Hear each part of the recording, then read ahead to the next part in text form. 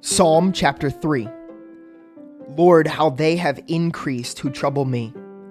Many are they who rise up against me.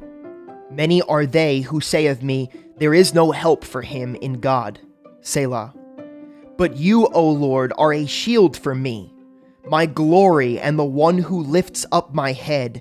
I cried to the Lord with my voice, and he heard me from his holy hill. Selah. I lay down and slept. I awoke, for the Lord sustained me. I will not be afraid of 10,000s of people who have set themselves against me all around. Arise, O Lord, save me, O my God, for you have struck all my enemies on the cheekbone. You have broken the teeth of those ungodly. Salvation belongs to the Lord. Your blessing is upon your people. Selah.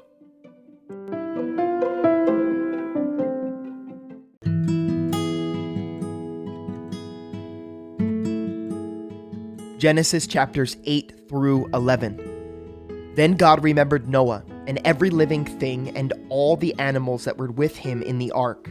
And God made a wind pass over the earth, and the water subsided. The fountains of the deep and the windows of heaven were also stopped, and the rain from heaven was restrained, and the waters receded continually from the earth. At the end of the 150 days the waters decreased.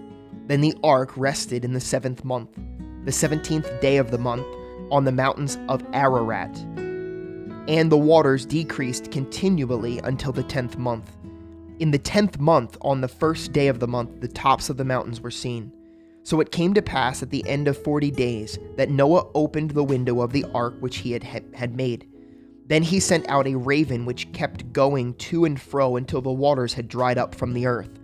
He also sent out from himself a dove to see if the waters had receded from the face of the ground. But the dove found no resting place for the sole of her foot, and she returned into the ark to him, for the waters were on the face of the whole earth. So he put out his hand and took her, and drew her into the ark to himself. And he waited yet another 7 days, and again he sent the dove out from the ark. Then the dove came to him in the evening, and behold, a freshly plucked olive leaf was in her mouth. And Noah knew that the waters had receded from the earth. So he waited yet another 7 days, and sent out the dove, which did not return again to him any more. And it came to pass in the 601st year, in the 1st month, the 1st day of the month, that the waters were dried up from the earth.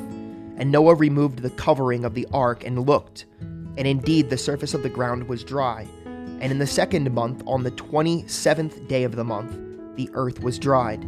Then God spoke to Noah, saying, Go out of the ark, you and your wife and your sons' wives with you.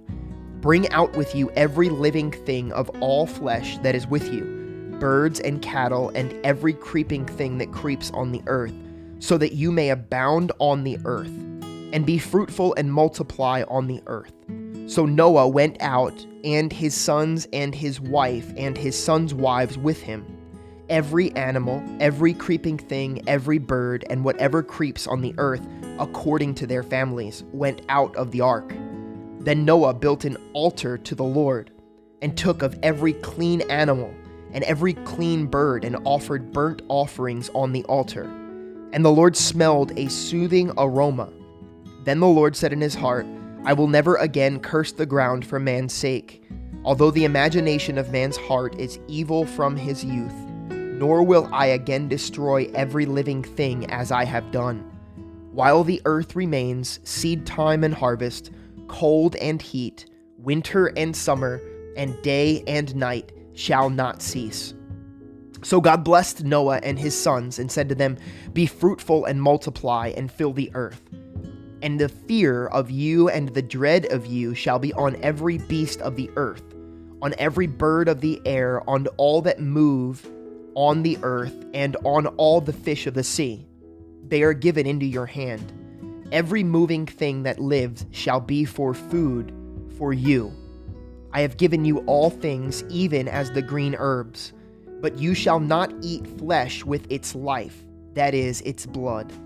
Surely for your lifeblood I will demand a reckoning. From the hand of every beast I will require it, and from the hand of man, from the hand of every man's brother I will require the life of man. Whoever sheds man's blood, by man his blood shall be shed. For in the image of God he made man. And as for you, be fruitful and multiply. Bring forth abundantly in the earth and multiply in it. Then God spoke to Noah and his sons with him, saying, And as for me, behold, I establish my covenant with you and with your descendants after you, with every living creature that is with you, the birds, the cattle, and every beast of the earth with you, of all that go out of the ark, every beast of the earth. Thus I establish my covenant with you. Never again shall all flesh be cut off by the waters of the flood. Never again shall there be a flood to destroy the earth. And God said, This is the sign of the covenant which I make between me and you, and every living creature that is with you, for perpetual generations. I set my rainbow in the cloud, and it shall be for a sign of the covenant between me and you and the earth. It shall be, when I bring a cloud over the earth, that the rainbow shall be seen in the cloud. And I will remember my covenant, which is between me and you and every living creature of all flesh. The waters shall never again become a flood to destroy all flesh.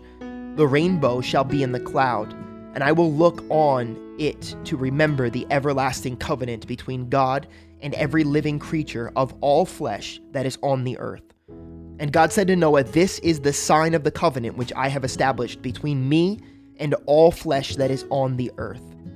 Now the sons of Noah who went out of the ark were Shem, Ham, and Japheth. And Ham was the father of Canaan. These three were the sons of Noah, and from these the whole earth was populated. And Noah began to be a farmer, and he planted a vineyard. Then he drank of the wine and was drunk, and became uncovered in his tent. And Ham, the father of Canaan, saw the nakedness of his father and told his two brothers outside.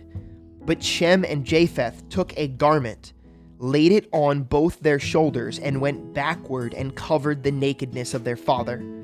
Their faces were turned away, and they did not see their father's nakedness. So Noah awoke from his wine and knew what his younger son had done to him. Then he said, Cursed be Canaan, a servant of servants. He shall be to his brethren. And he said, Blessed be the Lord, the God of Shem, and may Canaan be his servant. May God enlarge Japheth, and may he dwell in the tents of Shem. And may Canaan be his servant. And Noah lived after the flood 350 years. So all the days of Noah were 950 years, and he died. Now this is the genealogy of the sons of Noah: Shem, Ham, and Japheth. And sons were born to them after the flood. The sons of Japheth were Gomer, Magog, Madai, Javan, Tubal, Meshach, and Tyrus. The sons of Gomer were Ashkenaz, Riphath, Gomer, and Togarmah. And the sons of Javan were Elisha, Tarshish, Kittim, and Dudaman. From these the coastland peoples of the Gentiles were separated into their lands, every one according to his language, according to their families in their nations. The sons of Ham were Cush, Mizraim, Put, and Canaan. The sons of Cush were Seba, Havilah, Sabta, Rama, and Sabtakah. And the sons of Rama were Sheba and Dedan. Cush begot Nimrod. He began to be a mighty one on the earth. He was a mighty hunter before the Lord. Therefore it is said, like Nimrod, the mighty hunter before the Lord. And the beginning of his kingdom was Babel, Erech, Akkad, and Calneh, in the land of Shinar. From that land he went to Assyria and built Nineveh, Rehoboth, Kala, and Resen, between Nineveh and Kala, that is the principal city.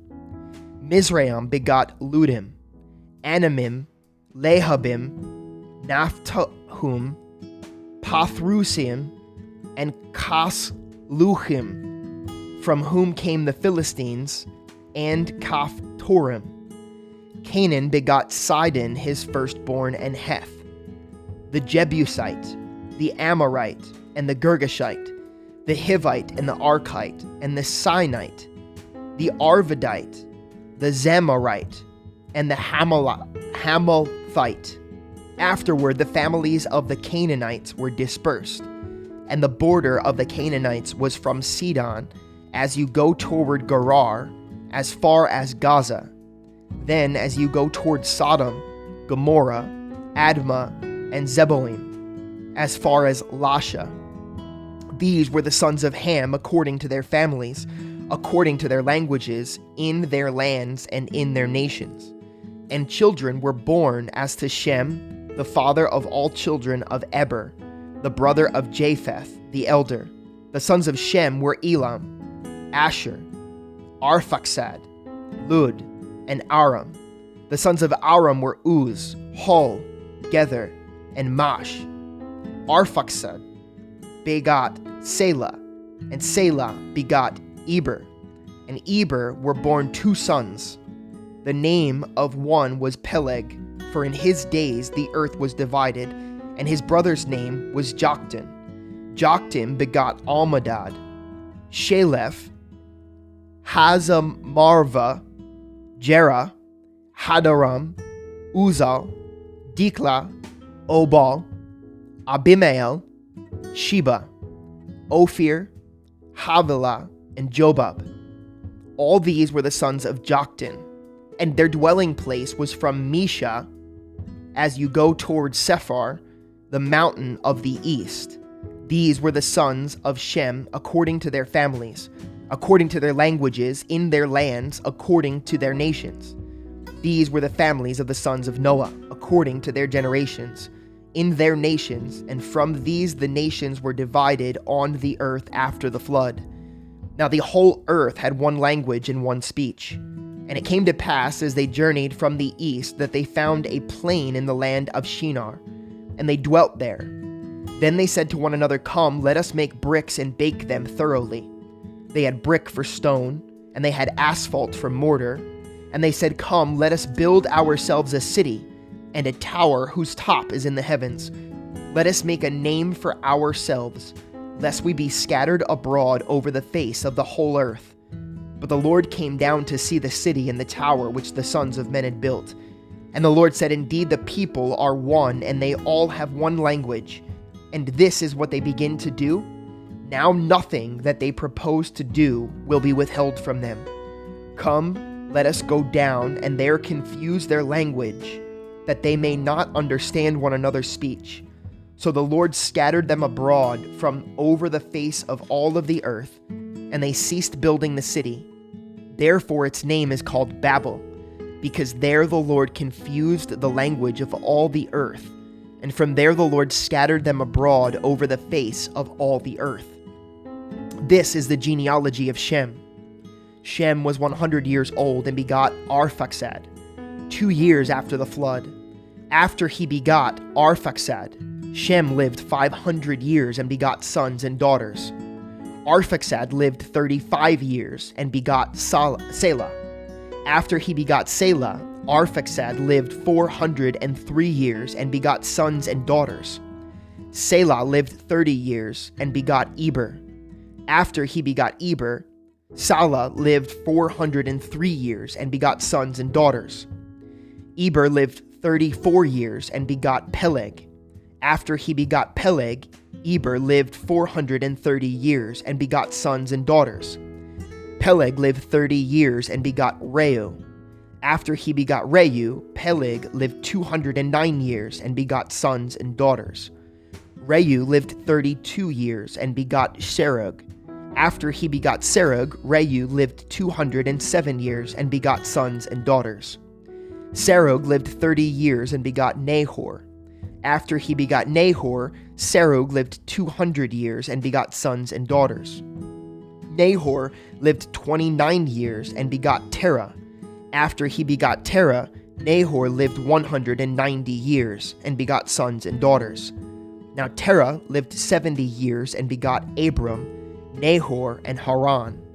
This is the genealogy of Terah. Terah begot Abram, Nahor, and Haran. Haran begot Lot, and Haran died before his father Terah in his native land, in Ur of the Chaldeans. Then Abram and Nahor took wives. The name of Abram's wife was Sarai, and the name of Nahor's wife Milcah, and the daughter of Haran, the father of Milcah, and the father of Iscah. But Sarai was barren, she had no child.